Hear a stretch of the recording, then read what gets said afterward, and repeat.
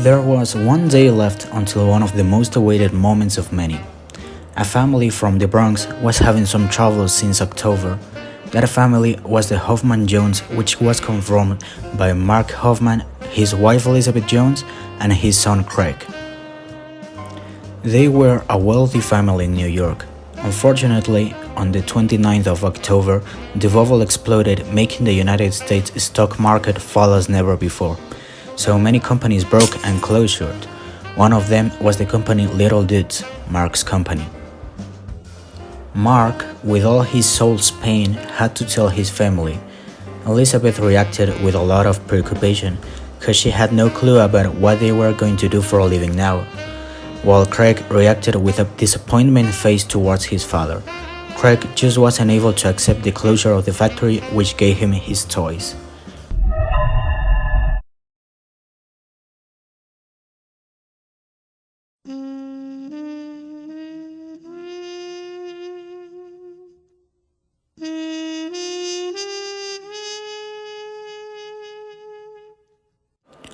All his family had to get used to a cheaper lifestyle, one without eccentricities.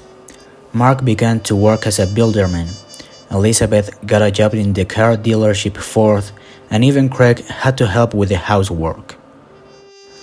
No one in the family was able to accept the fact of them having a new job, so Mark decided to escape from his job in a December afternoon to clear his mind. However, his preoccupation was only increasing. While he was walking with the head pointing downwards, he found on the floor a pair of particular shoes.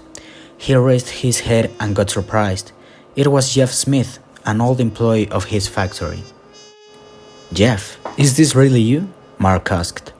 "Hoffman. Jeff, how are you? It's been a long time since the last time I saw you." Both men were walking together. Mark told Jeff everything that happened after the company's closure. He had to get used to a very different lifestyle than the one he had back then.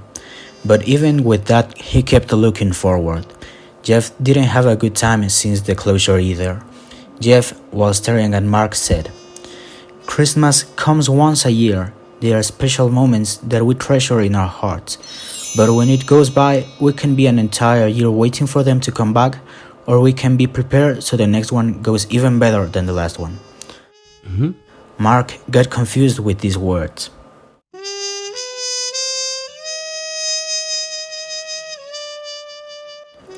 After this conversation, Jeff and Mark kept walking until they arrived at Mark's house, where they said goodbye to each other with a simple gesture, while Craig watched everything from his room's window. Craig saw how Jeff walked not much far from there to his house door, where he was received with a hug by a kid whose clothes were frayed. This image moved the child inside out. He had been very tough with his dad.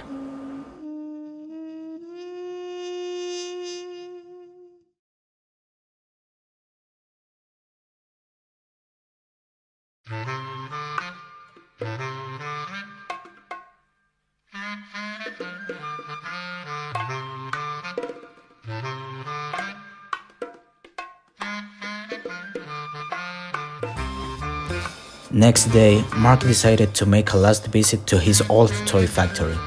He first went by the storage zone to make sure everything was okay. Mark got a pleasant surprise when he noticed there were a bunch of toys in perfect state, not even a particle of dust. In total, he counted 29 toys. After this, he left the old factory, and while he was walking home, he started thinking about what he could do with all those toys.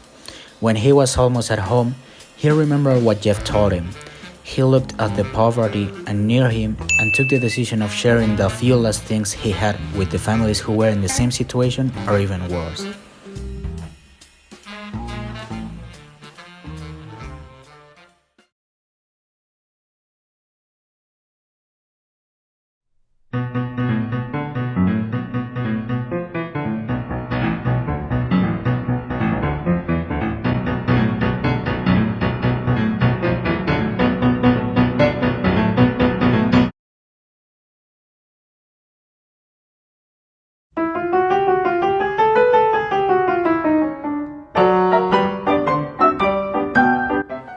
Christmas Eve arrived. With the money Hoffman achieved from the toys, started his project of gifting supply baskets.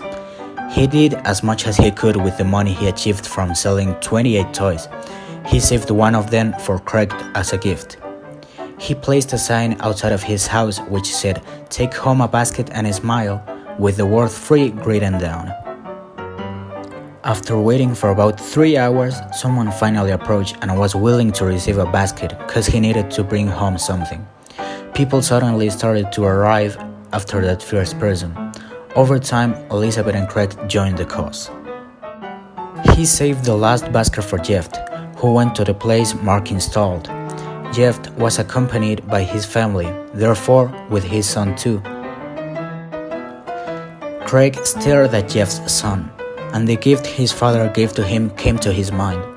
Craig went inside, took the toy and brought it outside. He approached Jeff's son and gave him the toy. Everybody got moved by this gesture. "Thanks," said Jeff's son. "Thank you," Craig answered.